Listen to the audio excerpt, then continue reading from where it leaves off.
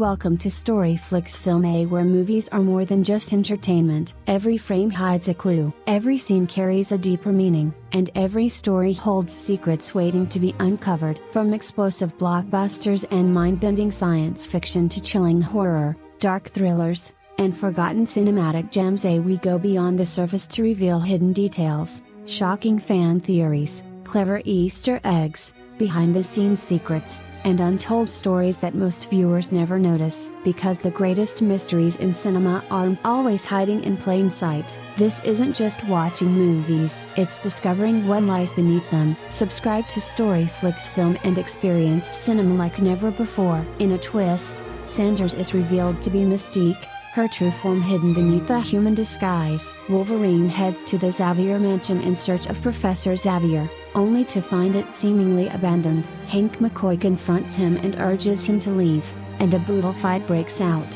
Hank shifts into his blue, beastly form and clashes fiercely with Wolverine. Eventually, though, Wolverine gets to meet Charles, who confirms that Wolverine has traveled from the future to prevent the Sentinel uprising. They discuss how Raven's powers were exploited to create the Sentinels and come to realize that Magneto's cooperation is essential. He will never abandon someone in need. Wolverine senses something is off. Hank explains that Charles relies on a special serum. While it allows him to walk, it suppresses his telepathy. The weight of past losses, including students lost to the Vietnam War and the shuttering of his school, drove Charles into despair. The serum became his refuge from suffering. Initially resistant, Charles slowly begins to listen to Wolverine. Understanding the urgency, they recognize that Magneto, imprisoned deep beneath the Pentagon for allegedly assassinating President Kennedy, is their next key to changing history. Meanwhile, Mystique, disguised as Dr. Trask, infiltrates his office at Trask Industries. She combs through confidential documents, uncovering intricate Sentinel schematics and chilling autopsy reports detailing the mutants exploited in Trask's experiments. As she scans those grim reports, she's confronted with images of fallen mutant safe faces she knows all too well, like Azazel and Angel Salvador. A silent tear slides down her cheek as the weight of their losses hits her. Just then, Trask's secretary steps into the room. Instantly, Mystique morphs back into Trask's form and accepts the documents without arousing a hint of suspicion. Her cover remains flawless. Meanwhile, Wolverine, Charles, and Hank set out to recruit Peter Maximoff, better known as Quicksilver. Wolverine pitches the mission, and Peter initially teases them, making light of the danger. But the moment Wolverine mentions a break-in at the Pentagon, the young mutants' curiosity and thrill for action take over. Together, they infiltrate the heavily guarded Pentagon and manage to free Magneto from his secure cell. Quicksilver's super speed turns a nearly impossible escape into something almost effortless, zipping past guards and clearing the path. Once the job is done, Peter gracefully bows out, leaving the team to continue their mission. Tension flares the instant Magneto is free. Old wounds between him and Charles resurface with full force. Wolverine attempts to explain that he comes from the future, but history's scars run deep. Charles lashes out, accusing Magneto of abandoning their fellow mutants, while Magneto counters by blaming Charles for surrendering hope for their kind. The exchange lays bare the fragility of their relationship. They need one another, yet trust has been severely fractured. The scene shifts to Paris, alive with energy in a buzzing nightclub. Mystique, disguised as someone else, scans the room and spots a Vietnamese general mingling with officers and Russian soldiers, all laughing and drinking, oblivious to the danger in their midst. The general, confident and careless, invites her to his private quarters. The moment the door closes, Mystique reveals her true form. In one fluid,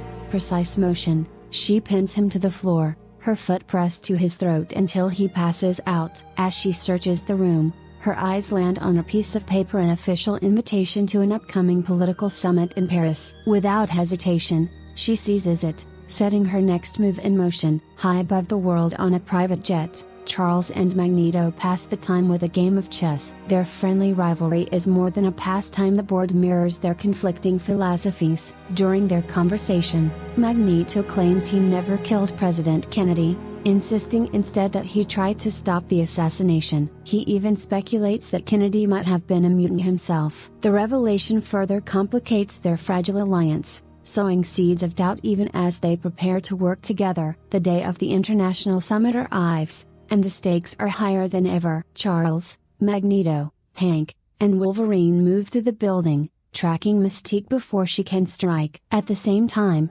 Dr. Bolivar Trask arrives alongside William Stryker, carrying sensitive Sentinel blueprints and a powerful device capable of detecting anyone with the X gene. Chaos erupts when Mystique is spotted, turning the carefully controlled operation into a public spectacle. Wolverine catches sight of a younger Stryker, triggering searing memories of the suffering he will endure in the future. The shock destabilizes his connection to the timeline, momentarily shaking his focus. The public display of mutant powers sends shockwaves through the US government. Inside the White House, Trask and Stryker brief President Nixon and senior officials. Trask seizes the opportunity, warning that Mystique's abilities make her a threat unlike any other. She could impersonate a Secret Service agent or even the president, and with that access, potentially launch a nuclear strike. His argument is fierce and uncompromising. Mutants are too dangerous to ignore, and capturing Mystique may be the key to stopping them. Nixon grants the funding, greenlighting the Sentinel program. Soon after, Trask's scientists collect a sample of Mystique's blood from the streets, convinced her DNA holds the secret to building adaptable Sentinels capable of countering any mutant ability. Back at the mansion, Charles starts losing the use of his legs again. But this time, his telepathy returns. Hank retrieves the serum that can restore Charles's mobility, though at the cost of suppressing his psychic powers. Charles refuses the injection, knowing his gift is far too vital in the battle to come. He steps back into Cerebro, but the moment he connects, the full weight of the world crashes into him. Pain, panic, grief, and thousands of frightened voices rush through his mind all at once. It's too much. For a brief moment, Charles breaks down, convinced he isn't strong enough. That the future made a mistake by sending Wolverine instead of someone else. Wolverine reminds him that Charles was originally supposed to be the one to travel back, but his mind could never survive the strain inside Wolverine's body. Logan was chosen for one reason only: his healing factor made him the only person capable of enduring the journey. Then, through Wolverine's consciousness, Charles reaches something extraordinary. He makes contact with his future self. The older Xavier speaks to him with calm wisdom, reminding the younger Charles that people can lose their path without being lost forever. He tells him that pain doesn't have to be the end of someone's story, and above all, that hope is their most powerful gift. Those words cut through Charles's fear and give him the courage to stand up again, not physically, but emotionally. Meanwhile, Magneto makes his own move. He sneaks into Trask Industries, discovers the plans for the Sentinels, and seeing an opportunity, decides not to destroy the machines but to claim them. As the Sentinels are being transported by train, he tears metal from the tracks and forces it into their internal structure. By lacing them with metal, he ensures that when the time comes, they will answer to him and no one else. In the dark future, Bobby comes up with a desperate idea. Kitty is growing weaker as she struggles to maintain the time connection with Wolverine. If she collapses, the mission ends. Bobby suggests finding Rogue, who is being held captive in a guarded facility. Since Rogue can absorb another mutant's power, she may be able to take over Kitty's role and keep Wolverine anchored in the past. Magneto agrees, and they head for the facility, hoping they aren't too late. Back in 1973, Charles finds the strength to use Cerebro again. This time, he manages to locate Mystique at an airport. Unable to speak to her directly, he reaches her through the people around her, using bystanders as his voice to beg her to stop before she crosses a line that will shape the future in blood. But Mystique refuses to listen. She believes killing Trask is the only way to protect Mutantkind. Through another person's eyes,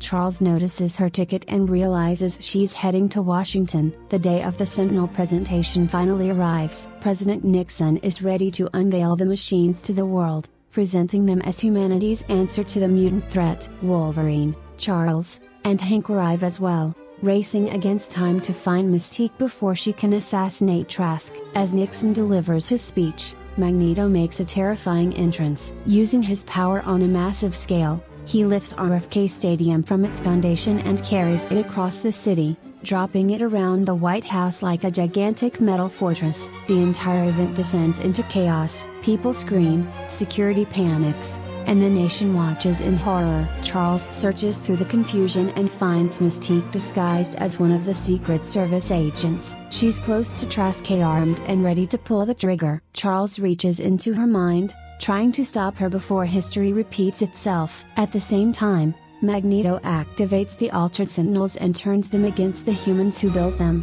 using the moment as a warning to the entire world, a show of what mutants can do when pushed too far. But in doing so, he only confirms every fear that men like Trask have been spreading. His display becomes the perfect argument against mutants. In the middle of the destruction, Hank fights desperately against the Sentinels while Wolverine goes after Magneto. Logan tries to stop him, but Magneto is too powerful. He drives metal rods into Wolverine's body and hurls him into the water, pinning him beneath the surface. Logan sinks helplessly, trapped below as the battle above continues to spiral. Mystique, still wearing her disguise, gets close enough to act. But instead of killing Trask, she turns her weapon on Magneto and shoots him, saving Nixon and the others from his attack. Charles then speaks to her one last time, asking her not to let anger decide her future. He tells her that destiny isn't already written, that she still has the power to choose who she becomes. And in that moment, Mystique lowers the gun. She chooses not to kill Trask. That single decision changes everything. Instead of being remembered as the mutant who murdered a government scientist and confirmed humanity's worst fears, she becomes the mutant who saved the president. The world sees a different story. The fear surrounding mutants begins to shift, and support for the Sentinel program collapses before it can become the nightmare of the future. Magneto escapes, and Mystique disappears as well. Charles allows them both to go, not because he approves of their choices, but because he still believes they can find their way back someday. Then Wolverine wakes up at the Xavier Institute. But this is not the ruined future he left behind. The world has changed. The halls are alive again, filled with students and familiar faces. People he watched die are now living normal lives and helping teach the next generation, Iceman, Rogue, Goody, Colossus, and Storm among them. Even an older Hank McCoy greets him with warmth. But the biggest shock comes when Wolverine sees Jean Grey. She's alive, standing there as if the tragedy he remembers never happened. Cyclops is with her, too. The painful future Logan carried in his mind has been erased. Charles welcomes him back, gently telling him that they have a great deal to catch up on. He asks what Wolverine remembers from the old timeline. Wolverine says the last thing he remembers is drowning, being pulled from the water by Stryker and his soldiers. But in the final reveal, Stryker's eyes flash yellow, exposing the truth. It wasn't really Stryker at all. It was Mystique who found Wolverine and saved him. There are superhero movies that simply continue a franchise, and then there are movies that walk in with a toolbox, a broom, a first aid kit, and maybe a time machine, because the whole series needs fixing. X-Men: Days of Future Past is very much that second kind of movie. This isn't just another chapter where mutants show up, powers fly around, buildings collapse, and we wait for the next sequel tease. All of that is here, yes, but this movie has a much heavier job than a normal blockbuster. It has to connect two different generations of X-Men films, bring back the older cast without making them feel like nostalgia bait, continue the first-class storyline, deal with the mess left behind by some of the weaker entries, and somehow still work as an actual movie. That's the part one find impressive, because on paper, this could have been a disaster. You have the original cast, the younger cast, time travel, Sentinels, Mystique, Wolverine, two versions of Professor X, two versions of Magneto, and years of franchise baggage sitting in the background. One wrong move and the whole thing could have felt like a crowded Comic-Con panel with a plot attached. But Days of Future Past understands something very important. This story matters because the franchise itself is at a breaking point. The future in the movie is broken. Yes, mutants are being hunted and the world has gone dark, but in a strange way, the X-Men film series also feels like it's trying to escape its own damaged timeline. The movie isn't just asking whether these characters can change the future. It's also quietly asking whether this franchise can still save itself. That gives the film an extra layer of energy. It feels like a rescue mission on two levels. Wolverine is trying to save mutants from extinction, While the movie is trying to save the X-Men series from becoming trapped by its own past mistakes, that could have felt cheap. It could have felt like the filmmakers were simply pressing a reset button and hoping we wouldn't notice. But somehow it feels exciting, maybe because the film doesn't run away from the weight of everything that came before. It uses that weight. It takes the old cast, the new cast, the mistakes, the emotional history, and the fan expectations and throws them all into one story about regret, fear, survival, and second chances. That's why Days of Future Past matters. It's not just big. It's not just stylish. It's not just another superhero sequel trying to look important. It's the rare franchise movie that seems to know exactly how much is riding on it, and even better,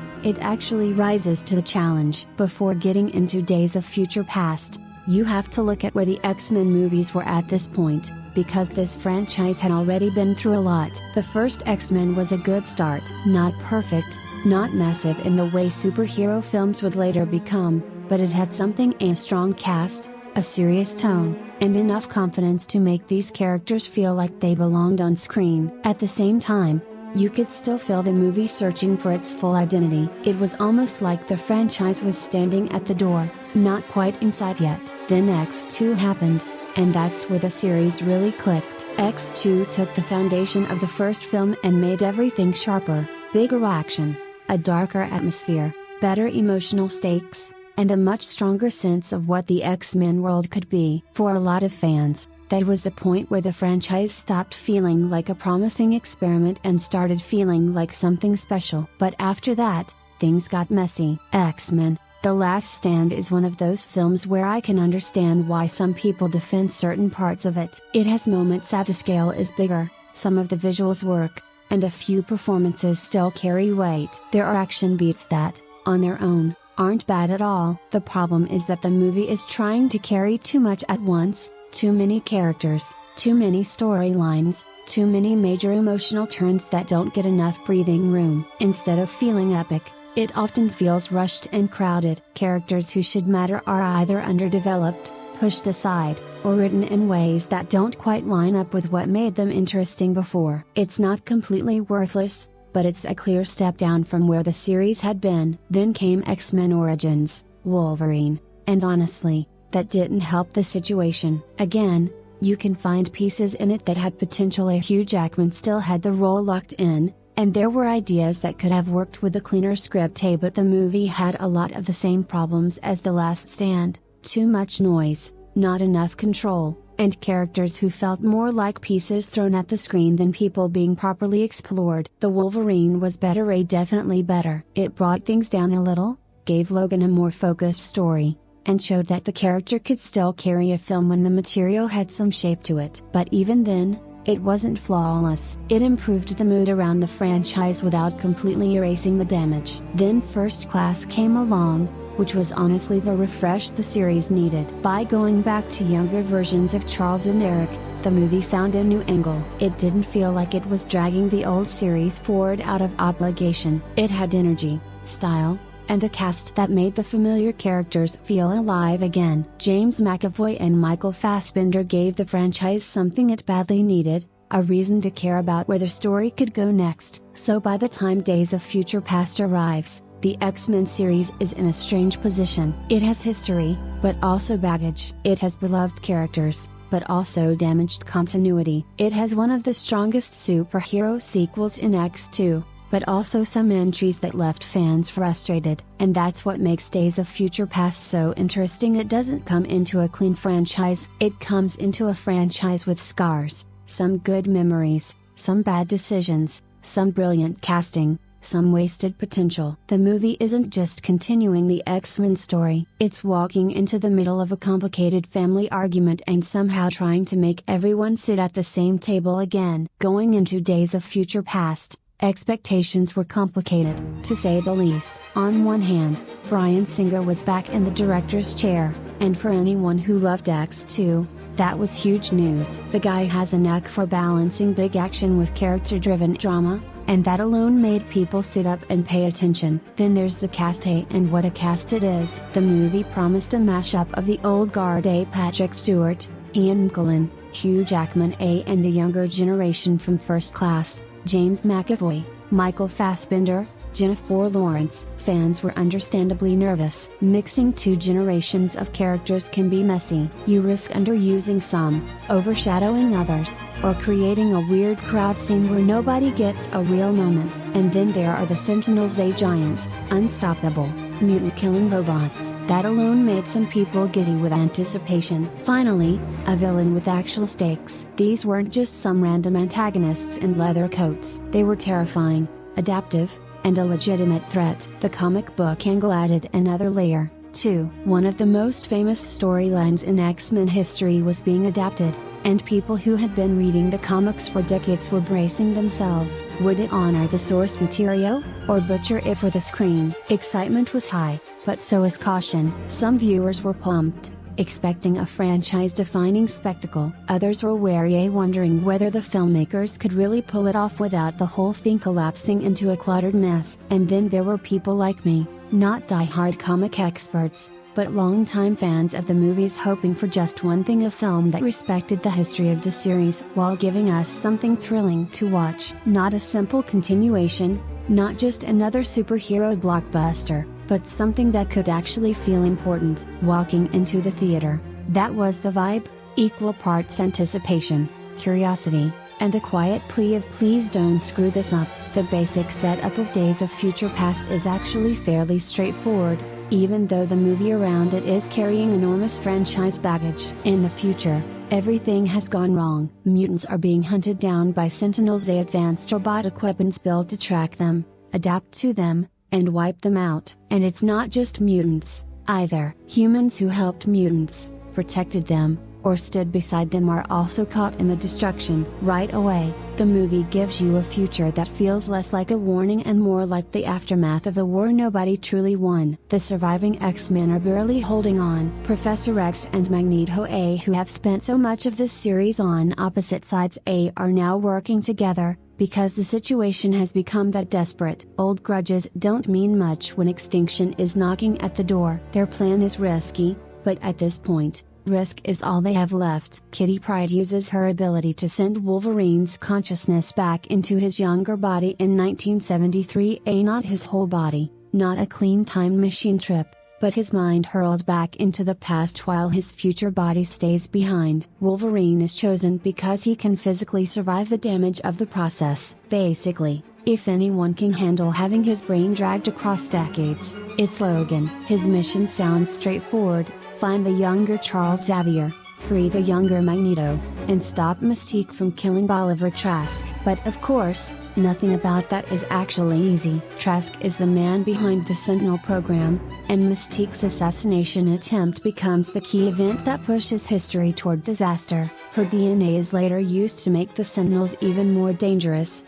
giving them the ability to adapt against mutant powers. So one violent act in the past becomes the beginning of a nightmare future. That's the hook. Wolverine has to walk into 1973 and convince people who don't know him, don't trust each other, and in some cases can barely hold themselves together, that the future depends on them making a different choice. And that's where the movie becomes more interesting than just go back in time and stop the bad thing, because the mission isn't only about changing an event. It's about changing people before they become trapped by anger, fear, and regret. Let's talk about the future in Days of Future Past, and by future, I mean the apocalyptic, everything is on fire, the world is finished kind of future. The movie opens in a timeline where things have gone horribly wrong. Mutants have been hunted to near extinction. Humans who help them aren't safe either, and the world feels cold, grim, and hopeless. You can feel immediately that this isn't just set up for a fight scene. It's a real,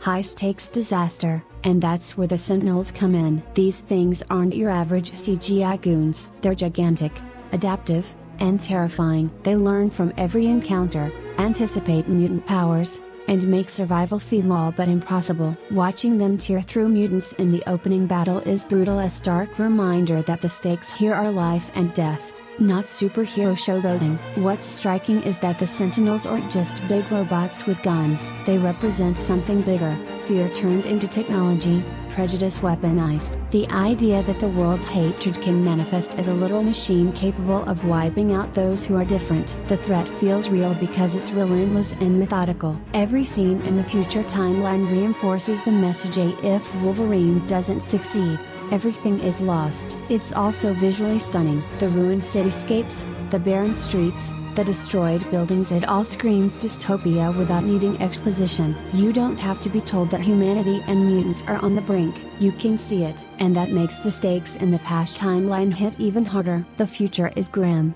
but it works perfectly as motivation for Wolverine, Xavier, Magneto, and everyone else. It's urgent, it's terrifying, and it's one of the reasons the movie grabs you from the first frame and doesn't let go. The time travel idea in Days of Future Past isn't exactly new, let's be honest about that. The whole go back to the past to stop a terrible future from happening setup has been around for a long time, and the moment the movie explains its plan, you can almost feel the shadow of other sci-fi stories hanging over it. A ruined future, one desperate mission, one person sent back to change the event that started everything. Familiar territory, but familiar doesn't automatically mean weak. What matters is how the movie uses that idea, and Days of Future Past uses it surprisingly well. It doesn't overcomplicate the basic hook. The future is destroyed. The Sentinels are winning. Mystique's actions in 1973 are the trigger point. Wolverine has to go back and stop that chain reaction before it becomes impossible to undo. Simple enough. And honestly,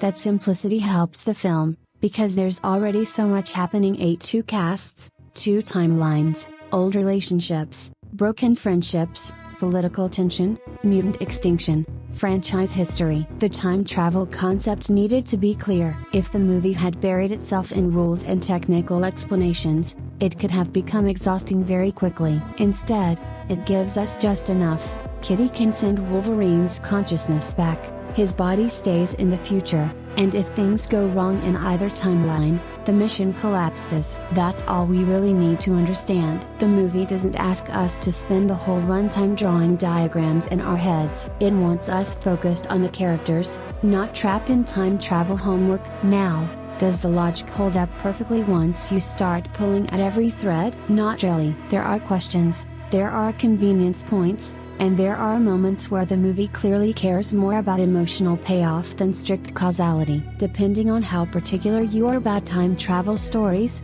that might bother you a little or a lot. But for me, the film gets away with it because the premise is clean and the emotional stakes are strong. The time travel isn't just there as a gimmick, it gives the characters a second chance. It lets the franchise look backward and forward at the same time. It turns past mistakes both inside the story and honestly within the series itself into something the movie can actually confront. So yes, the concept is familiar. You've seen versions of this before, but Days of Future Past takes that old sci-fi skeleton and gives it enough energy, tension, and character weight that it still feels alive. The structure of Days of Future Past could have been a complete headache. Just look at what this movie is trying to juggle: a ruined future, a 1970s mission, the original X-Men cast, the First Class cast, Wolverine's consciousness stuck between timelines, Mystique's assassination plot, Trask and the Sentinel program, Charles Xavier at his lowest point, Magneto doing Magneto things, and a whole collection of mutants appearing in different corners of the story. That is not a small plate. For the first few minutes, I can understand someone feeling a little lost. The movie throws you into a dark future where characters are already fighting, already hiding, already using powers in ways that aren't fully explained. If you haven't watched the earlier films recently, or if you only half remember who everyone is, it can take a moment to settle in. But once the central mission becomes clear, the movie finds its rhythm. The smart thing is that the film doesn't try to give equal weight to absolutely everyone. It knows the story has two timelines, but it also knows where the emotional focus needs to be. The future timeline gives us urgency and shows us what happens if the mission fails. The past timeline gives us the actual drama: broken Charles, dangerous Eric, conflicted Mystique, and Wolverine trying to keep the whole thing from falling apart. That balance helps a lot. Instead of constantly jumping around just for the sake of it,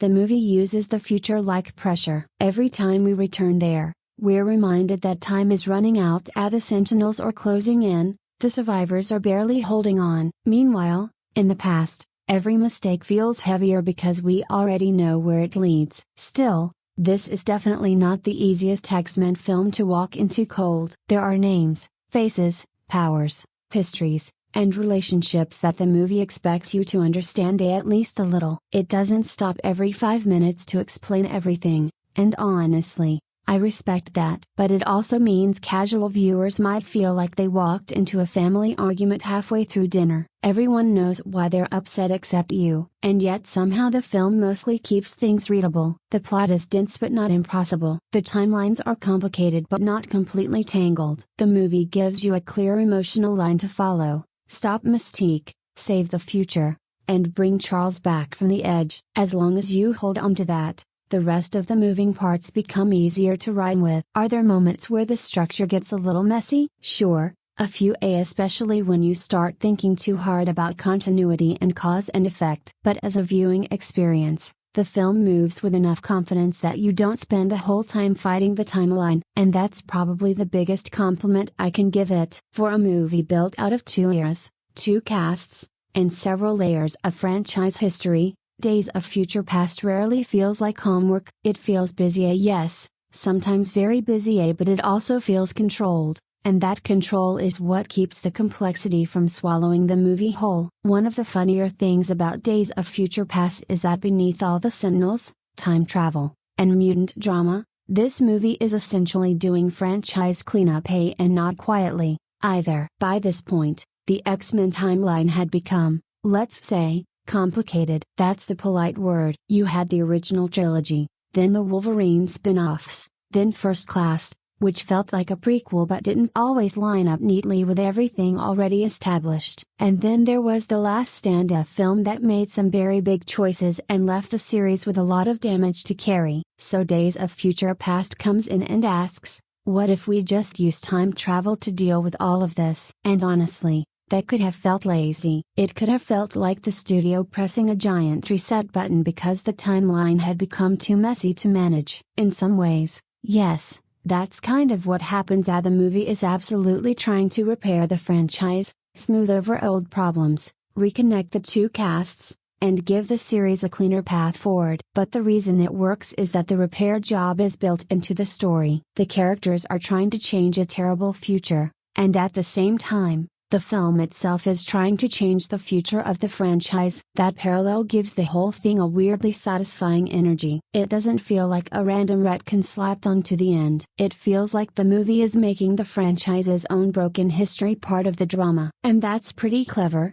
because instead of pretending the previous films didn't happen, Days of Future Past uses them. It brings back the emotional weight of the original cast, continues the younger cast from First Class, acknowledges that things have gone wrong both in the world of the movie and honestly in the series itself, and then tries to bend the timeline into something more hopeful. Does it fix everything perfectly? No, not even close. There are still continuity questions. Some details don't line up cleanly. Some things are ignored, and some new problems are created while old ones are being solved. If you start mapping the whole timeline on a wall with red string, you'll probably lose your mind before the second cup of coffee. But in the moment, the emotional effect is strong enough that most of those issues don't completely break the movie. It feels less like a reboot and more like a correction, a soft reset, but with actual character stakes behind it. The film isn't just erasing events because they were inconvenient. It's asking whether the worst possible outcome can still be avoided if people make different choices. That's why the retconning goes down easier than it probably should. By the end,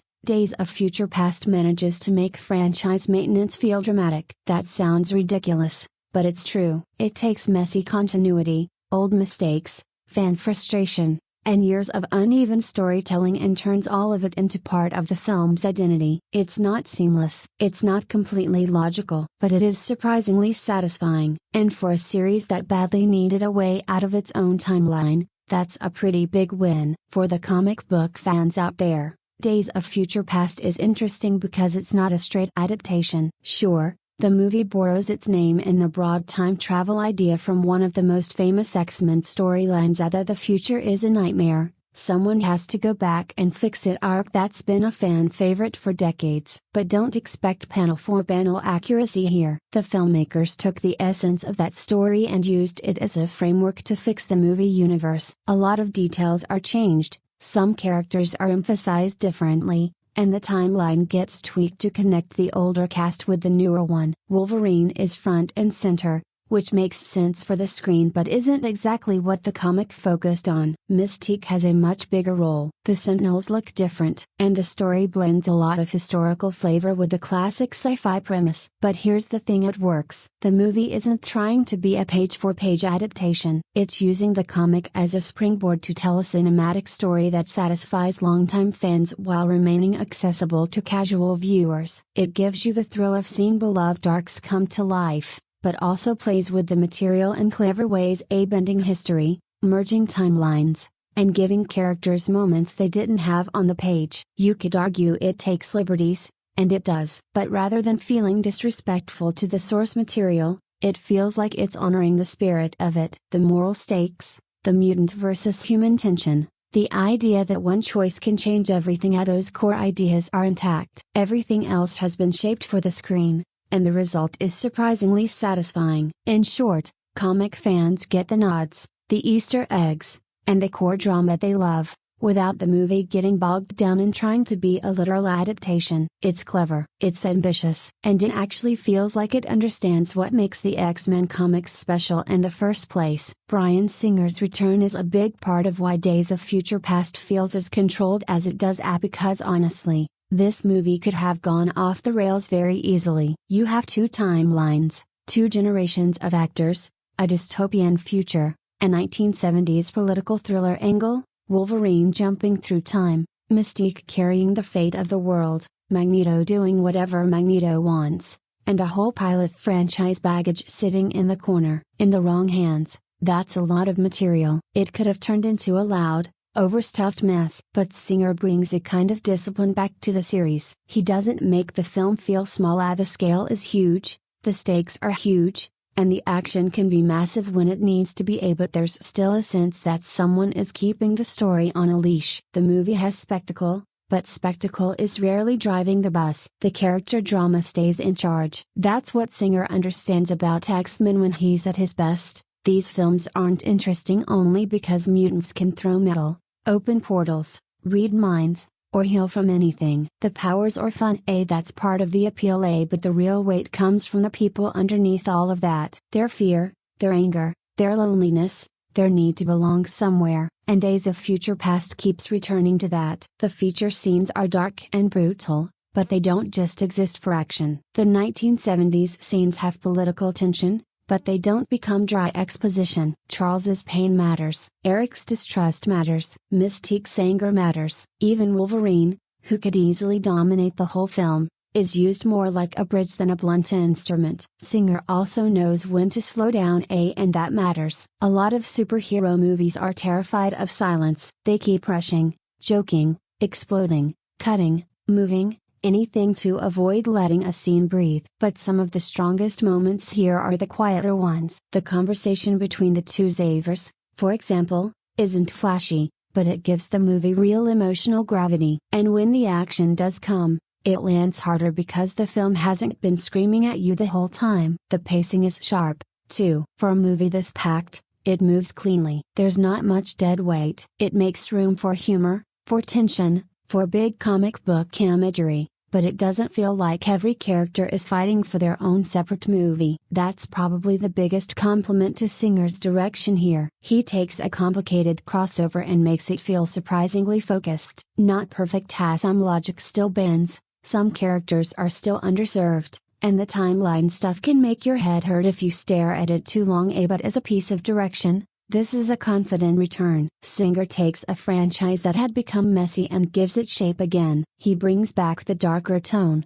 the emotional seriousness, and that sense that the X-Men world is about more than costumes and powers. It feels like he knows the material, and more importantly, like he knows why it matters. The screenplay for Days of Future Past deserves more credit than it probably gets, Because this is the kind of story that could collapse under its own weight. Just think about the ingredients: a destroyed future, a mission in 1973, Wolverine acting as the link between timelines, young Charles Xavier at rock bottom, Magneto locked away and then released into a mission where nobody fully trusts him, Mystique becoming the key to everything, Trask building the Sentinel program, the older cast waiting in the future, and the younger cast carrying most of the drama. And somehow all of this has to feel like one movie. What's impressive is that the script usually knows where to direct its attention. It doesn't try to make every character equally important, because that would be impossible. Instead,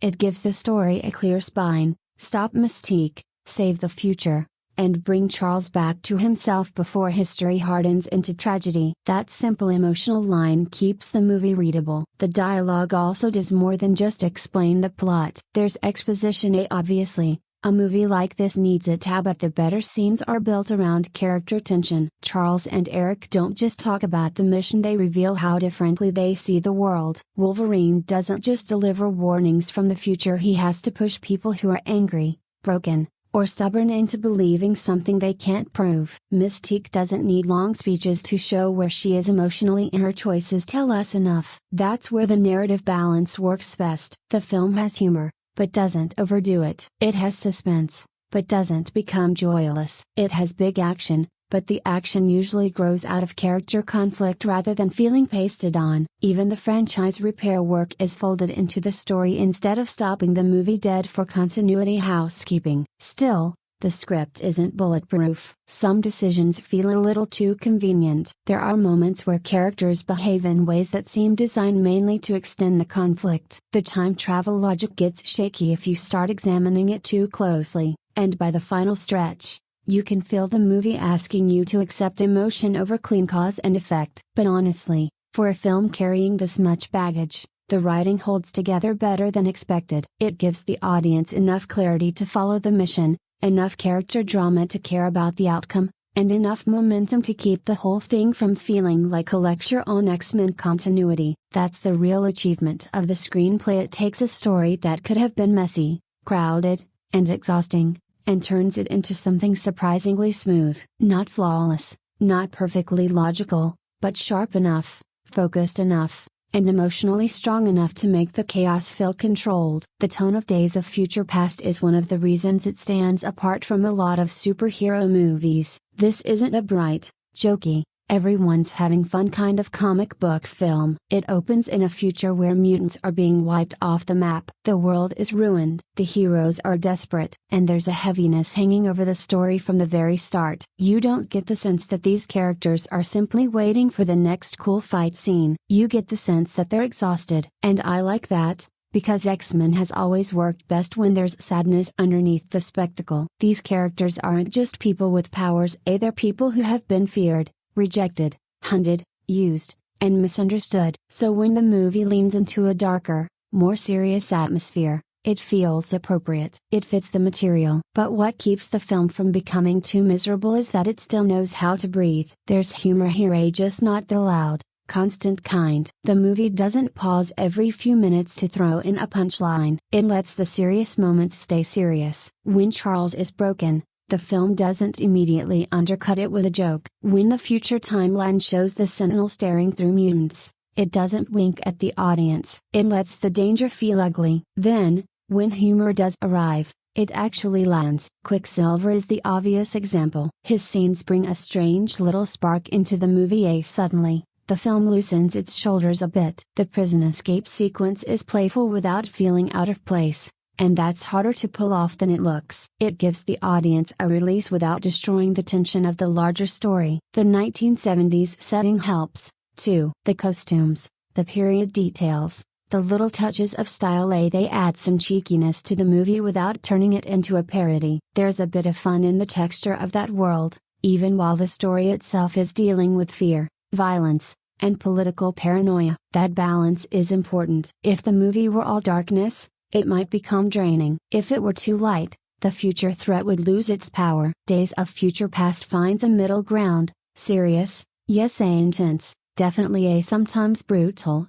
but not empty, not cold, and not humorless. It understands that a superhero movie can have weight without becoming boring, and honestly, that's part of why the emotional moments work. The film gives pain room to exist, but it also gives us just enough wit and energy to keep the story alive. One of the things I really appreciated about Days of Future Past is how it grounds its story in a political and historical backdrop without ever feeling like a history lesson. Most superhero movies don't bother with that. They're happy creating their own universe and ignoring the real world. But here, the filmmakers lean into 1973 in a way that genuinely adds texture. Nixon-era politics, the tail end of the Vietnam War, even small period details like costumes, copyright core, and cultural references, all of it makes the world feel lived in. It works on two levels. First, it gives the past timeline a sense of authenticity. The tension of that era, a distrust,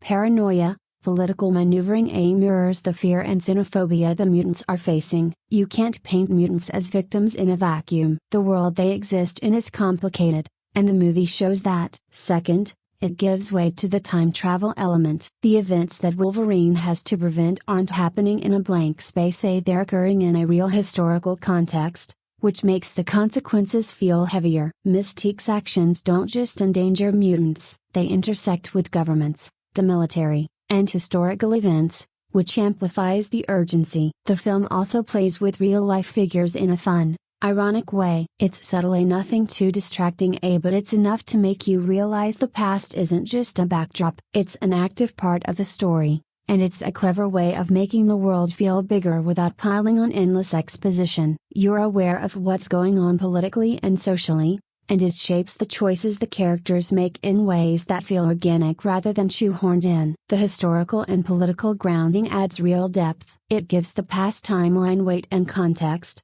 and it's another reason the movie feels more ambitious and intelligent than your standard superhero fare. One of the things that has always set the X-Men movies apart, and Days of Future Past really leans into it, is how the story reflects real-world issues through the lens of mutants. At its core, this is a movie about fear, fear of the unknown, fear of difference, fear of what people don't understand. That fear manifests as xenophobia, oppression, and ultimately the hunt for mutants. The Sentinels aren't just robots, they're a symbol of society trying to control or erase what it fears. And the humans who help mutants get caught in that same wave of hatred. Survival becomes the central concern. The mutants aren't just fighting to save the world, they're fighting to save themselves and each other. Every decision, every fight, every morally gray choice is colored by the fact that they could all be wiped out in an instant. It's tense, it's dark, and it gives the action real stakes. But what's clever is that the movie doesn't show fear and oppression only as external forces, it's internal,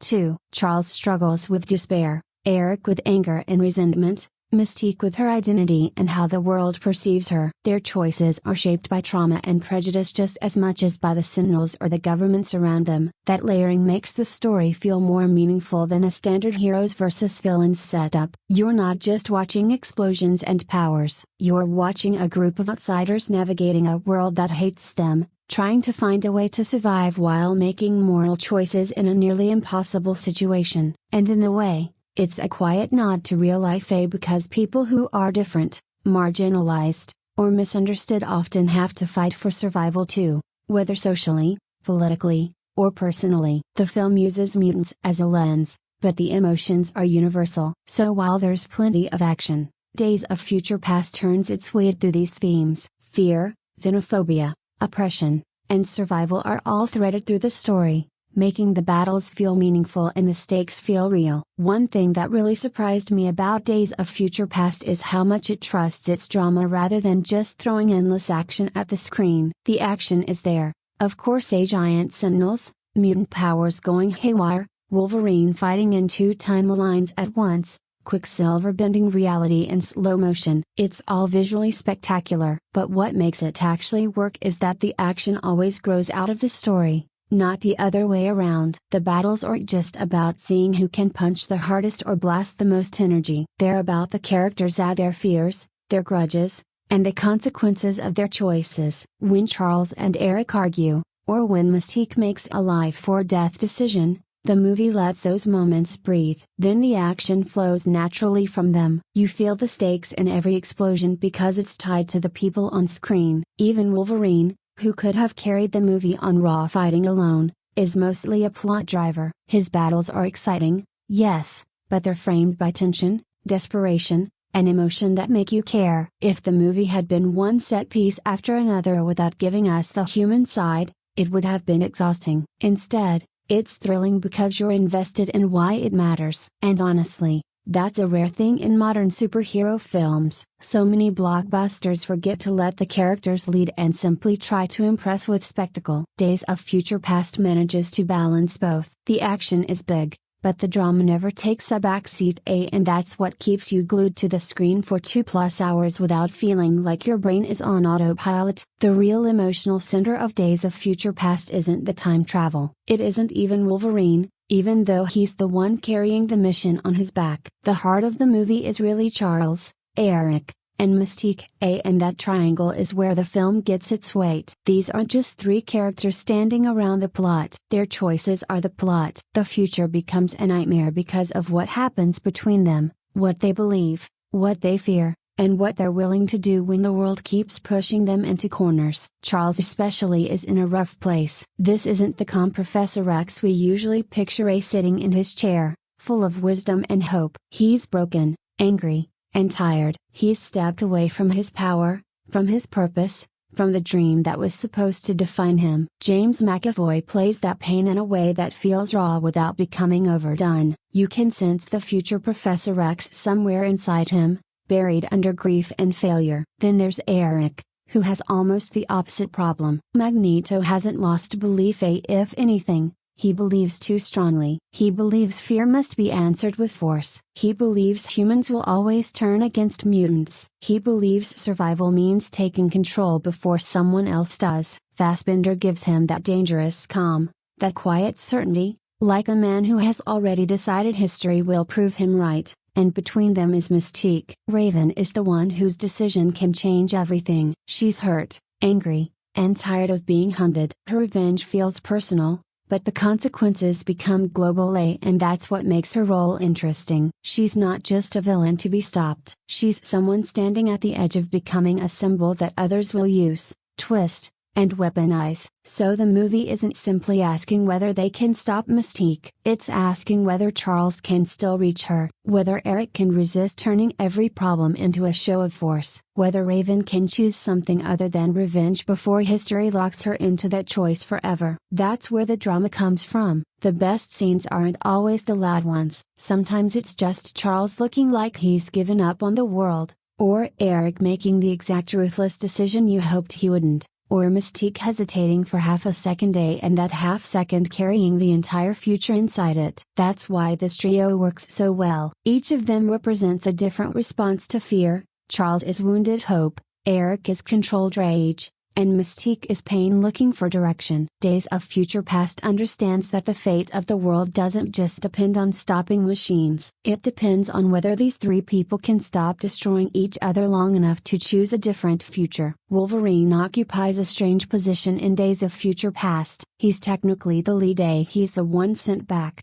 the one who has to find Charles, break Magneto out, track Mystique, and convince everyone that the future is already burning. The whole mission moves because of him. But emotionally, this isn't really Wolverine's deepest character study, and honestly, that works. By this point, Hugh Jackman has played Logan so many times that the film doesn't need to reintroduce him or explain why he matters. He walks into a scene and immediately brings that rough, tired, sarcastic presence with him. You believe him as the guy who has seen too much, survived too much, and is still somehow the only person stubborn enough to keep going. That makes him the perfect anchor for a story this complicated. The movie has two timelines, two casts, old grudges, future extinction, 1970s politics, and a lot of mutant history flying around, and Wolverine gives the audience something familiar to hold on to. He's our way into the chaos. But the smart thing is that the movie doesn't let him swallow everything around him. He could have easily dominated the film, as the franchise has leaned on Wolverine before, sometimes too much. But here, even though he drives the plot, he leaves room for Charles, Eric, and Mystique to carry the emotional weight. He's not the one with the biggest internal transformation. He's the messenger at the warning signal, the guy from the nightmare future trying to shake the past awake. And there's something quietly interesting about that. Wolverine is usually the fighter, the claws-out solution, the one you send into the room when subtlety has already died. But in this movie, his real job isn't just to fight, it's to convince. He has to walk up to a broken Charles Xavier and essentially say, "You don't know me, but I need you to become the man you're supposed to be." That's a different kind of pressure. Jackman plays it well. He still has the gruff humor, the physical presence, the little flashes of irritation that make Logan fun to watch. But there's also a more subdued quality here. He's not just angry, he's carrying the weight of a future no one else can see yet. So while Days of Future Past doesn't give Wolverine a massive personal arc, it uses him exactly where he's strongest. He connects the old cast to the new cast, keeps the story moving, gives the audience a familiar face in a very busy film, and maybe most importantly steps back just enough to let the real emotional damage happen around him. He's not the heart of the movie this time, he's the spine. One of the boldest things Days of Future Past does is bring together two generations of X-Men and somehow make it feel natural. This is tricky. Patrick Stewart, Ian McKellen, and Hugh Jackman have been in these roles for over a decade. They carry enormous history with them. Throw in James McAvoy, Michael Fassbender, Jennifer Lawrence, Nicholas Hoult, and a collection of younger mutants from First Class, and you suddenly have a room full of people all competing for screen time. The potential for chaos is real. But Singer and the script manage it surprisingly well. The older cast mostly stays in the background, lending their weight without hogging the spotlight. Stewart and McKellen, as usual, are perfectly measured, bringing gravitas to scenes that could have felt overstuffed. Jackman bridges the gap, giving the new cast someone familiar to bounce off. Meanwhile, the younger cast gets room to grow. McAvoy's broken Charles Xavier, Fassbender's calculating young Magneto, and Lawrence's conflicted Mystique are the emotional anchors for the past timeline. They carry the tension and the stakes while the older actors provide context, history, and perspective. The transition between the two eras feels deliberate, not forced. You don't get the sense that the old cast is there just for nostalgia, or that the young cast is a cheap replacement. They interact meaningfully. Their relationships, Charles and Eric, Logan and Charles, Mystique and both Xaviers, they feel real and earned. Even smaller characters get their moments without derailing the story. Cameos from Storm, Iceman, and others are sprinkled in strategically. Some characters could have been given more. A Rogue barely shows up,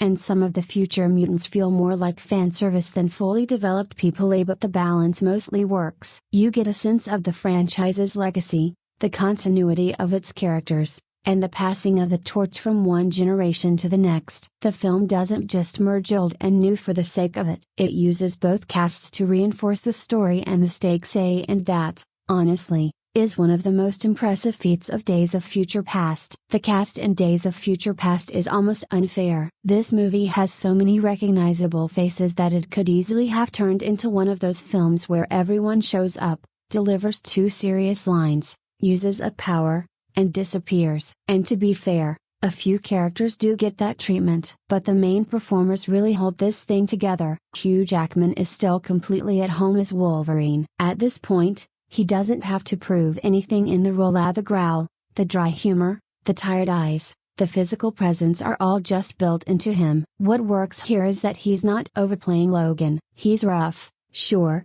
but there's also a worn down quality to him, like someone who has carried too many bad futures on his shoulders. He gives the movie its familiar pulse. James McAvoy might be the emotional standout, though. His Charles Xavier is in a messy, painful place, and McAvoy doesn't make it pretty. He plays Charles like someone who has lost faith and hates himself a little for it. In certain scenes, you can feel the future Professor X buried somewhere underneath all that anger and grief. And that's what makes his arc work. He isn't doing an impression of Patrick Stewart, he's showing us the man before he earns that calm wisdom. Michael Fassbender, on the other hand, gives Magneto a sharp, dangerous elegance. He doesn't need to raise his voice to feel threatening. Half the time the danger is in how still he is. You can see why people would follow him, and you can also see why trusting him would be a terrible idea. That's the perfect Magneto balance. Jennifer Lawrence has a tricky job as Mystique,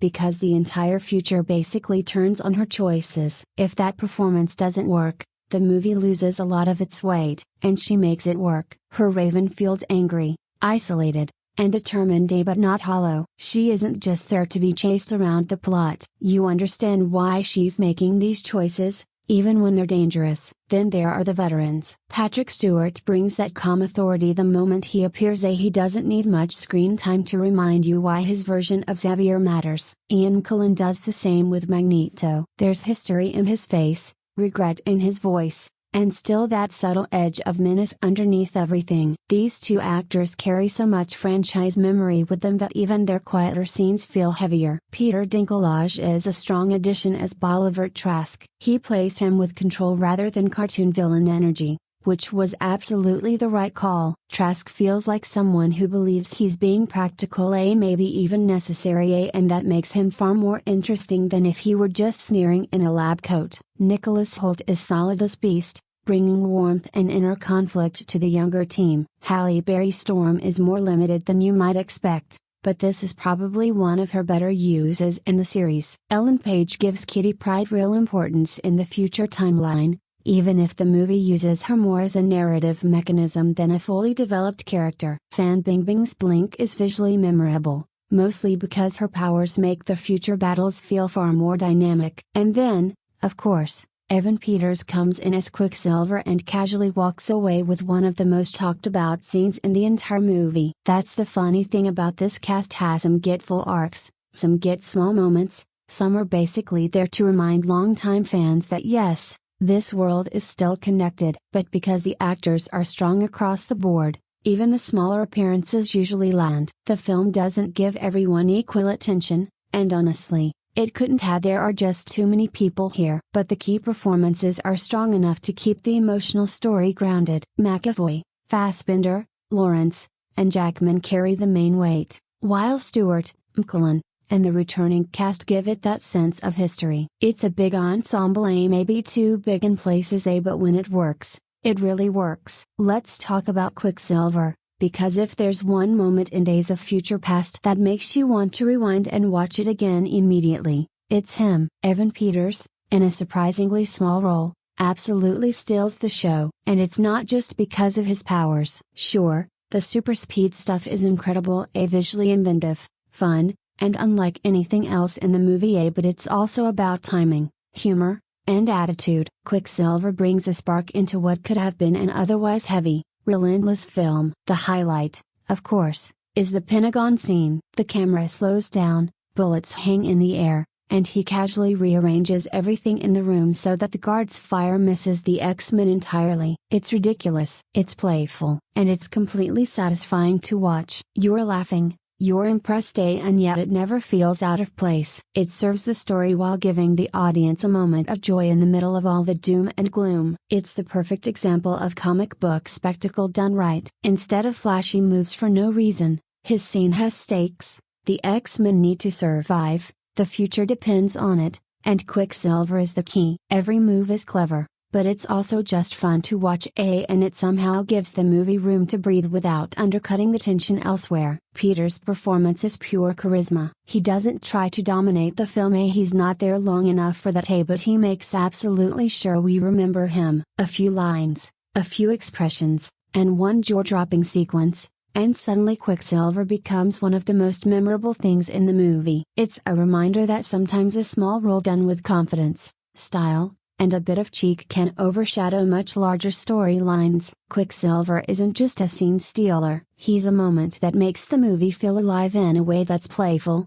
inventive, and utterly unforgettable. Mystique's role in Days of Future Past is interesting because she isn't just part of the story, she essentially is the story's turning point. Everything depends on what Raven decides to do. If she kills Trask, the future collapses into the Sentinel nightmare. If she walks away, history has a chance to move differently. That puts an enormous amount of pressure on one character. And honestly, it's a pretty bold choice, because Mystique wasn't always treated as a central emotional force in the earlier films. Here, though, the movie gives her much greater importance. She isn't simply a cool blue assassin sneaking through government buildings. She's angry, hurt, and convinced she's doing what needs to be done, and that makes her more compelling. You may not agree with her plan, but you understand where it comes from. She's seen what humans are willing to do to mutants, the experimentation, the fear, the control, the cruelty. So when she decides that Trask deserves to die,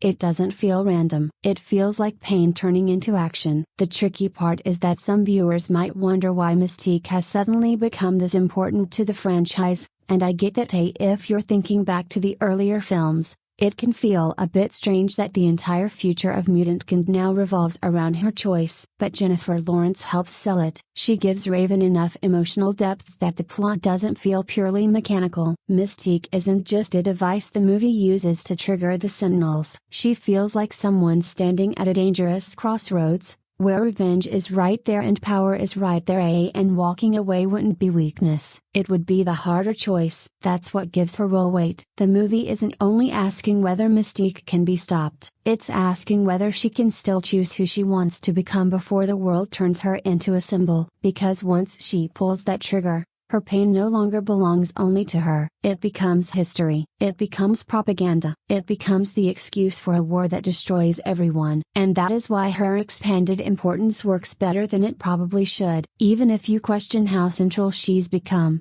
her emotional position in the story is strong. Raven is caught between Charles's hope and Eric's violence, between being hunted and becoming the reason others are hunted. For a movie about changing the future, Mystique is the character standing closest to the moment where everything breaks. Magneto is one of those characters who can walk into a scene and immediately change the temperature. In Days of Future Past, that presence is still very much intact. Michael Fassbender plays the younger Eric with a cold, controlled confidence that makes him fascinating to watch. Even when he's making the worst possible decision, he doesn't need to shout or over-explain himself. Half the danger comes from how calm he is. You can see the calculation happening behind his eyes, and that's what makes him so unsettling. The thing about Magneto is that he's rarely just the villain. That's too simple. He's dangerous because he has a point, or at least enough of one to make people listen. He understands fear. He understands persecution. He understands what happens when powerful people decide mutants are a problem to be solved. But then he takes that pain and turns it into domination. That's where Eric becomes terrifying. In this movie, every time the mission looks like it might hold together, Magneto finds a way to complicate it. He doesn't really trust teamwork. He doesn't fully trust Charles. He definitely doesn't believe in waiting around for humans to do the right thing. So even when he's technically helping, there's always this feeling that another plan is quietly forming in his head. Visually, the movie knows exactly how to use him. Whenever Magneto uses his powers, the film gives the moment real weight. It's not just metal flying around for a cool shot, there's scale to it. Force, intimidation. The stadium sequence is the obvious example, pure Magneto theater. He doesn't just move something massive because he can, he turns it into a statement, reshaping the environment around him as if announcing to the world exactly what power looks like. That's why his scenes land so well. He's not just powerful, he believes his power gives him clarity. And that's the dangerous part. Eric is so convinced that fear must be answered with greater fear that he becomes almost impossible to reason with. Even when you understand his anger, you can see how quickly it leads somewhere frightening. Fassbender captures that balance beautifully. There's elegance in his Magneto, but also cruelty. There's dignity, but also arrogance. He can seem wounded one moment and completely ruthless the next. And that's what makes him such a compelling presence in Days of Future Past. He isn't always on screen, but whenever he is, the movie feels less stable. In the best possible way. Charles Xavier's arc is probably the strongest emotional thread in Days of Future Past. And what makes it work is that the movie doesn't introduce him as the Professor X we expect. When Wolverine finds him in 1973, Charles isn't calm, wise, patient, or full of hope. He's a mess. He's drinking, hiding from the world, and relying on a serum that lets him walk but cuts him off from his powers. That detail matters, because it isn't just a physical trade-off, it says something about where he is emotionally. Charles would rather numb a part of himself than feel everything he's lost. That's a dark place for this character. We're used to seeing Xavier as the dreamer, or the man who believes people can be better, who looks at fear and still chooses compassion. But here, that man is buried. James McAvoy plays him like someone who has been disappointed so deeply that hope now feels almost insulting. There's anger in him, but also shame. He knows he's fallen apart, and he hates being reminded of who he was supposed to become. That's why Wolverine's arrival hits him so hard. Logan isn't just asking Charles to help with a mission, he's asking him to become himself again, and that's much harder than stopping a bullet or breaking someone out of prison. Charles has to face the fact that he walked away from his students, his dream, his gift, and the responsibility that comes with being who he is. The scene between young Charles and the older Xavier is where the arc really lands. It could have felt like a gimmick, two versions of the same character sharing a big emotional moment, but it doesn't. It feels quiet, painful, and strangely comforting. The older Xavier isn't there to lecture him like a perfect sage. He's there as proof that Charles can survive this moment, that the pain he's feeling now doesn't have to be the end of him. McAvoy is excellent in those scenes. He lets Charles be ugly in his sadness, not evil,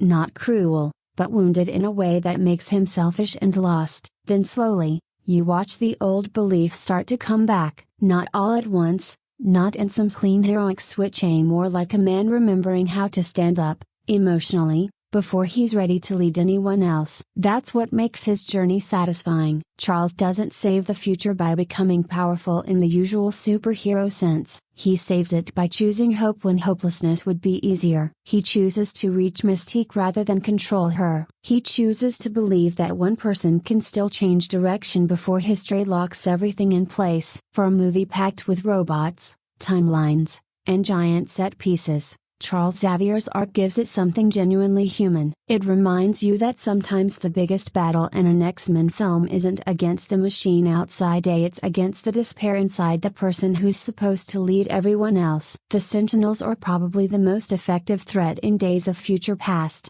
because the movie doesn't treat them like ordinary robot enemies. They aren't just there to give the X-Men something big to fight. From the opening scenes, the Sentinels feel like a nightmare that has already won. They don't hesitate, they don't get tired, they don't care who the mutants are, how powerful they are, or how hard they fight back. They just adapt, attack, and erase. That's what makes them scary, not personality, not speeches, not villain monologues, just cold, mechanical certainty. And honestly, that works really well. A lot of superhero movies struggle when the villain is essentially an army of machines. It can become tedious, fast-paced waves of CGI bodies being smashed around until the movie decides it's over. But here, the Sentinels carry weight because the film shows us what they mean. These machines are the reason the future is dead. They're the reason the remaining mutants are in hiding. They're the reason even characters as powerful as Storm, Magneto, Iceman, and the others feel more like survivors than heroes in control. The future battles sell that beautifully. Every time the Sentinels appear,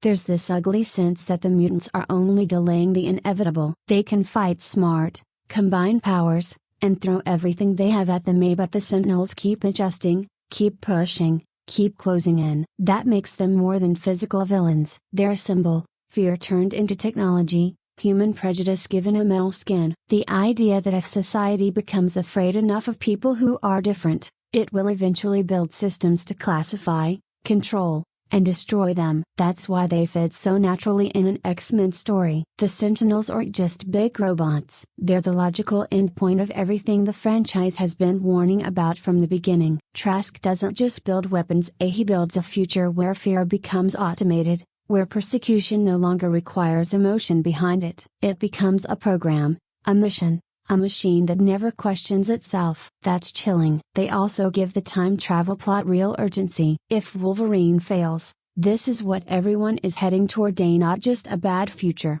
not just a darker timeline, but extinction. The movie makes that clear without having to spell it out every 5 minutes. You watch the Sentinels in action and you understand immediately why the past has to change. So while they may not be characters in the traditional sense, The Sentinels are still powerful antagonists, say maybe even more powerful because of how impersonal they are. They don't hate mutants, they don't need to. They were built by people who did. Visually, Days of Future Past has a strong sense of contrast. The feature scenes look cold, ruined, and almost drained of life. Everything feels broken down at the cities, the atmosphere, even the people. There's a heavy, metallic darkness to those sequences that immediately tells you the world has already lost. The movie doesn't need to over-explain how bad things have become. You can see it in the empty spaces, the destroyed environments, and the way the surviving mutants move like they're always one step away from being wiped out. Then the film jumps back to the 1970s,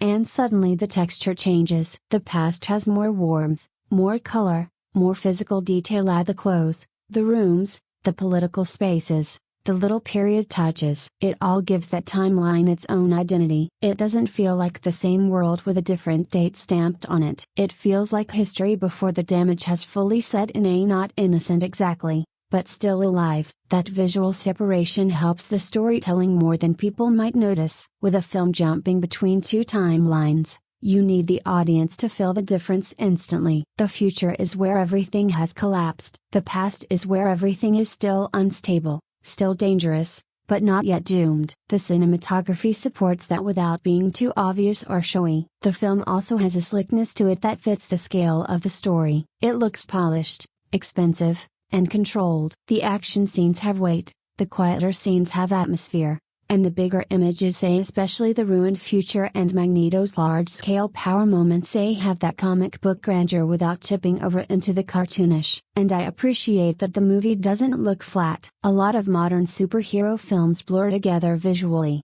especially when everything becomes CGI smoke, rubble, and glowing energy. Days of Future Past has plenty of digital spectacle and no question, but the best looking moments still feel tied to mood. The future looks oppressive because it is. The 1970s setting feels tense and slightly off kilter because the story is playing with history, politics, and paranoia. The visuals are helping tell the story, not just dressing it up. That's why the visual style works. It gives the film scale, but also atmosphere. It lets the future feel like a nightmare and the past feel like a fragile chance to avoid it. And for a movie built around changing history, that contrast matters. The production design in Days of Future Past does a lot of quiet, heavy lifting, and I mean that as a compliment. This movie is constantly moving between two very different worlds, the ruined future and the 1970s past. If those two timelines didn't feel visually distinct, the whole thing could have become muddy very quickly. But the film gives each era its own texture,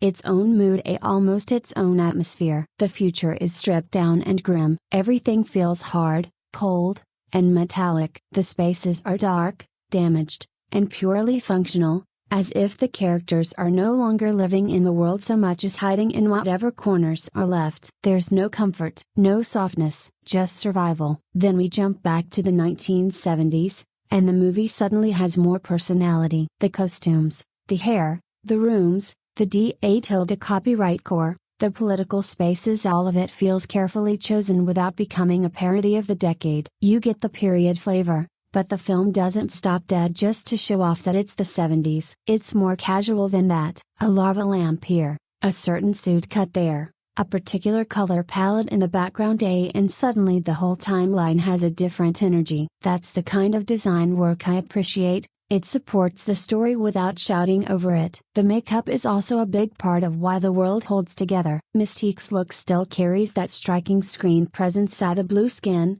the texture, the transformations. It's familiar by now, but still effective. Beast's design feels more polished too, and Nicholas Holt's version of the character is more naturally integrated into the movie than he could easily have been. The costumes face a tricky challenge: superhero characters, period clothing, and future war survival gear all at once. That could easily look ridiculous, but most of it lands. The future costumes feel functional and battle-worn. The 1970s clothes give the past timeline character, and the returning older cast carries enough visual familiarity that you immediately understand the history they bring with them. Even the art direction helps sell the scale. The government locations, the prison setup, the ruined future hideouts, The political interiors they all give the movie a sense of place. It doesn't feel like actors standing in front of expensive backdrops. The environments feel genuinely connected to the tension of the story. What makes the design impressive is that it isn't just about looking cool, though plenty of it does. It's about making the timelines feel different,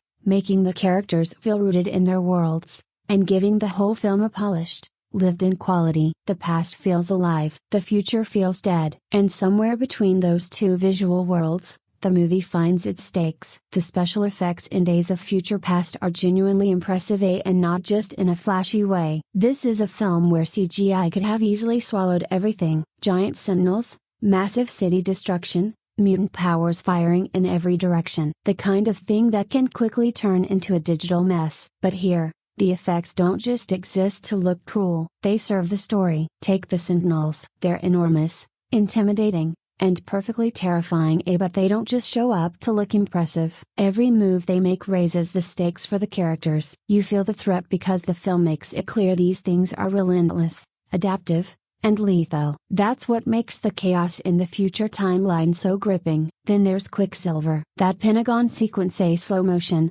bullets frozen in midair, objects rearranged with insane precision, is one of the most inventive uses of CGI I've seen in a superhero film. It's playful, it's clever, and it's fully integrated into the story. You're laughing, you're impressed, and it actually matters. That's a rare combination in a movie that relies so heavily on visual effects. The destruction sequences in the future timeline are beautifully handled too. Cities crumbling, buildings obliterated, mutant hideouts wiped out. It all feels grounded despite being huge and fantastical. You believe the stakes are real. Every explosion, every collapsing structure, every one of Magneto's large-scale attacks carries weight. Even the subtler effects at the portals, the psychic powers, the beast transformations, they are polished without calling too much attention to themselves. The visual language stays consistent throughout, which keeps the audience immersed rather than distracted. And crucially, the effects never take over the characters, they enhance the story instead of replacing it. You still care about Charles, Eric, Mystique, and Wolverine because their decisions drive the CGI, not the other way around. So yes, the visual effects are big, flashy, and impressive. But they're also smart. They give the movie scale, danger, and spectacle without ever feeling hollow. And when you combine that with the character drama, the time travel stakes, and the contrast between past and future, it all comes together to make Days of Future Past feel like the blockbuster it was always meant to be. The action in Days of Future Past works because not all of it feels like the same kind of noise. That's a small thing, but it matters. A lot of superhero movies reach a point where every fight blurs together, energy blasts, bodies flying through walls, buildings crumbling, someone yelling over the score. You know the routine. But here, the major set pieces each have their own flavor. They're not just larger versions of the same scene. The opening feature battle is probably the harshest one. It throws you straight into survival mode. The X-Men aren't dominating the Sentinels,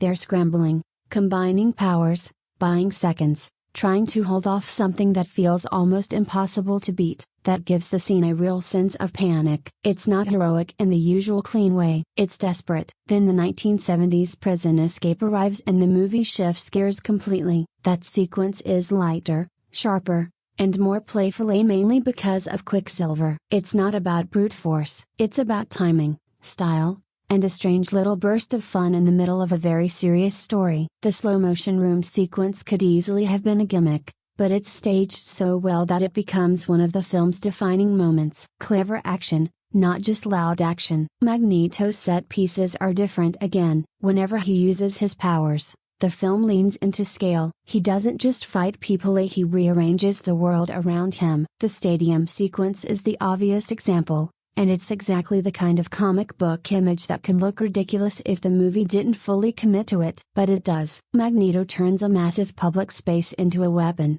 a prison, and a statement all at once. It's dramatic, slightly unhinged, and very much in character. The future Sentinel attacks bring back that sense of dread. Every time those machines appear, the action tightens, because the movie has already shown us just how dangerous they are. The mutants can fight beautifully as a team. The combination of powers is exciting to watch, but there's always that nagging feeling that they're only delaying the inevitable. That's what gives these scenes weight. They aren't just inserted to wake the audience up. Each one advances the story or reveals something about the characters. Quicksilver's scene delivers humor and invention. Magneto's scenes reveal his terrifying confidence. The future battles remind us what failure looks like. Even the climactic action is tied to the question of whether the past can still be changed before everything collapses. Not every moment is perfect. Some of the CGI-heavy fighting gets a little busy, and depending on your taste, the final stretch may feel more chaotic than elegant. But overall, the action is strong because it has rhythm. It knows when to be brutal, when to be stylish, when to be playful, and when to go truly massive. That variety keeps the movie alive. Days of Future Past gives you spectacle, absolutely, but the best set pieces never feel empty. They feel connected to fear, desperation, ego, survival, and choice. And that's why the action hits harder than just another round of mutants smashing robots. Days of Future Past is not a gentle movie, and it really shouldn't be. From the very start, you realize this isn't about cartoonish superhero violence. The Sentinels are terrifying, and the attacks on mutants are brutal. There are moments that push up against the limits of a PG-13 rating: limbs flying, people being torn apart, a real sense that failure here is catastrophic. It's violent in a way that feels earned rather than gratuitous. You feel the danger, and it isn't abstract. The mutants can die, humans can die. The stakes are real, and the film lets you see it. What's interesting is that even with all that intensity, the movie doesn't lean into gore for its own sake. It's a superhero film, not a horror movie. You get the impact, the tension, the fear, but it's stylized enough that it remains thrilling rather than disturbing. You walk away feeling the weight of what's at risk, without being unsettled for the wrong reasons. A few scenes are almost overwhelming in their intensity, particularly the future sequences. You see mutants and humans alike falling to the Sentinels' relentless assault, fast, violent, and merciless. And yet the film balances that with moments of calm, a quick joke, a character interaction, or a slow-motion sequence like Quicksilver's Pentagon scene, giving your brain a brief reprieve without undermining the danger. Even Wolverine's fights, which could have been non-stop brutality, are mostly about efficiency. He's ruthless when he needs to be, but it's not there for shock value. The consequences matter. The intensity serves the story, the characters, and the stakes. So yes,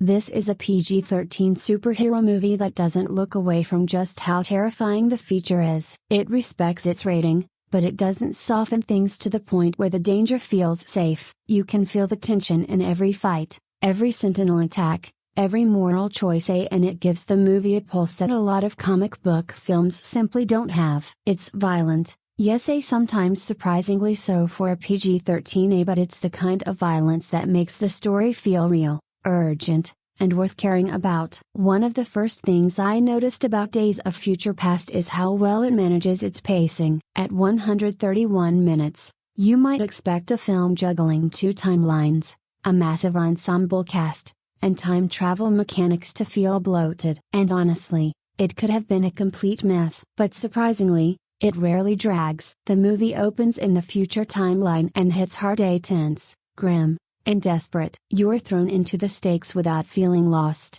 and that urgency carries through the first hour. When the story shifts to 1973, it slows just enough to let the drama breathe. You get character moments, dialogue that actually matters, and a chance to feel the emotional weight behind the mission. Even with so many characters and plot threads, the film moves at a smart, steady rhythm. The story doesn't linger unnecessarily, and the transitions between past and future rarely feel jarring. Each beat serves a purpose: a fight scene, a conversation, a quiet moment of reflection, and the momentum keeps building without becoming exhausting. What's clever is how the movie mixes intensity and downtime more organically. Quicksilver's Pentagon sequence is playful and lets the audience exhale before the next plunge into chaos. The emotional confrontations between Charles, Eric, and Mystique are paced to land harder, precisely because the film isn't just rushing from one explosion to the next. Sure, the second hour has a few slower stretches, particularly when the movie is juggling multiple plot threads simultaneously. And yes,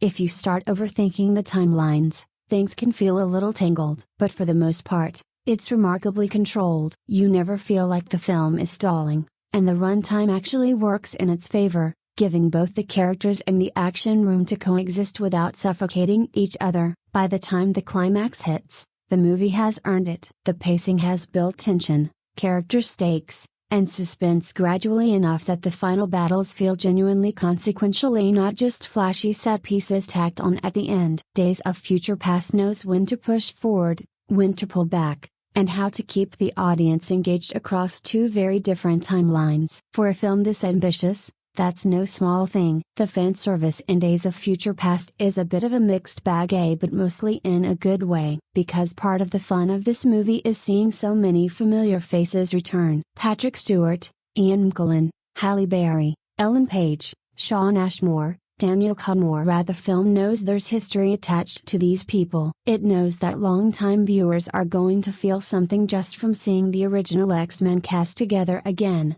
especially after the franchise had gone in so many different directions. And for the most part, it uses that nostalgia well. The future timeline almost feels like a final gathering. These characters are older, tired, and living in a world that has already punished them. Storm, Iceman, Colossus, Kitty Pryde. They may not all get major emotional arcs, but their presence gives the future scenes real weight. You're not just watching random mutants fight robots. You're watching characters who have been part of this series for years, trying to survive the end of everything that matters. But at the same time, some cameos are undeniably thin. A few characters show up mainly to use their powers, take part in a battle, and then step aside. Rogue's tiny appearance feels especially disappointing, given how important she once was to the series. Seeing her reduced to such a brief moment is frustrating. It's nice that she's there, sure, but it also makes you wish the film had found a better place for her. That's the downside of having this many characters. Someone is always going to get squeezed. The movie has to prioritize the main story,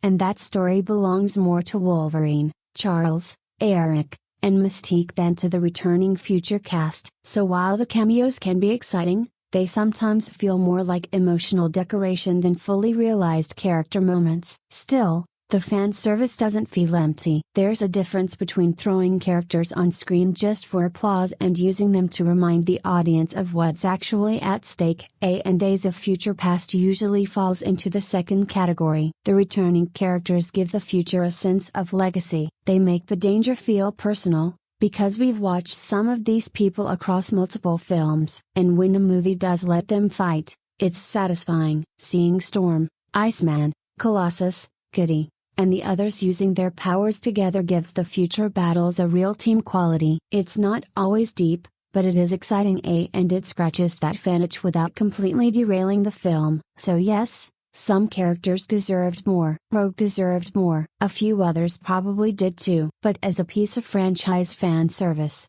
Days of Future Past understands the assignment. It brings back the old faces, treats them with a degree of dignity, and uses them to make the film feel like a true meeting point between the past and future of the X-Men series. One thing I can't really ignore about Days of Future Past is just how crowded it is. There are mutants everywhere, old ones, young ones, future ones, returning ones, new ones, characters from First Class, characters from the original trilogy, characters who appear for 2 seconds, characters who use one cool power and then basically vanish. For fans, that can be exciting. It gives the movie a big event quality, as if the franchise is bringing everyone it can into one massive turning point. But for casual viewers, it can get genuinely confusing. If you haven't watched the earlier films recently, the movie doesn't always slow down to help you. It doesn't stop to explain every relationship, every power, every old conflict, or every timeline detail. It more or less assumes you already know the basics. And if you don't,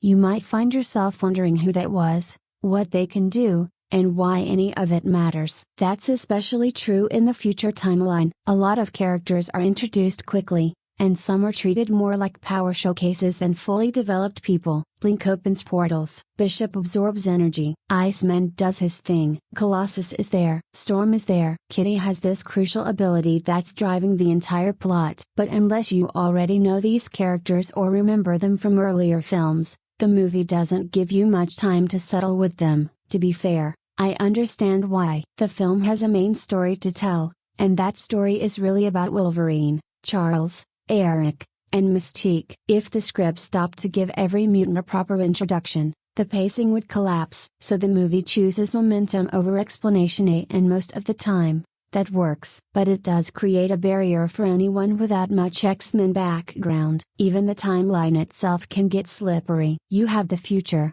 the past, older Xavier, younger Xavier, older Magneto, younger Magneto, Wolverine's mind inside his younger body, and a franchise history that already had some messy continuity before this film even began. That's a lot to hold in your head. It's not impossible to follow, but it does ask the audience to keep up. Days of Future Past handles its crowded story better than it probably should, but crowded is still crowded. The film is strongest when it focuses on its emotional core, Charles losing hope, Eric choosing force, Mystique standing at the edge of revenge, Wolverine trying to hold the mission together. That material is clear and powerful. The extra characters are fun, sometimes very fun, but they can also make the movie feel a little busy around the edges. For longtime X-Men fans, that busyness may feel like a reward. For newcomers, it may feel like arriving late to a conversation everyone else already understands. The technical craft of Days of Future Past is one of those things you might not consciously notice while watching it, because the movie is so busy with timelines, characters, and giant mutant-killing robots. But it matters a great deal. The music, for example, gives the film a sense of weight without constantly demanding your attention. John Ottman's score does exactly what a good superhero score should. It supports the scale, pushes the tension, and knows when to step back and let the emotion breathe on its own. It's not just loud noise under the action that helps the future scenes feel desperate. The quieter moments feel reflective, and the big set pieces feel properly cinematic. That's important, because this movie shifts tones a lot. One minute you're in a devastated future where mutants are being hunted. The next you're back in the 1970s, watching broken friendships, political tension, and Wolverine trying to convince everyone that the world is about to end. The music helps smooth those transitions. It gives the movie a consistent emotional pulse even as the story jumps between completely different worlds. The editing is also sharper than people may realize. A film like this could easily become clunky. Past,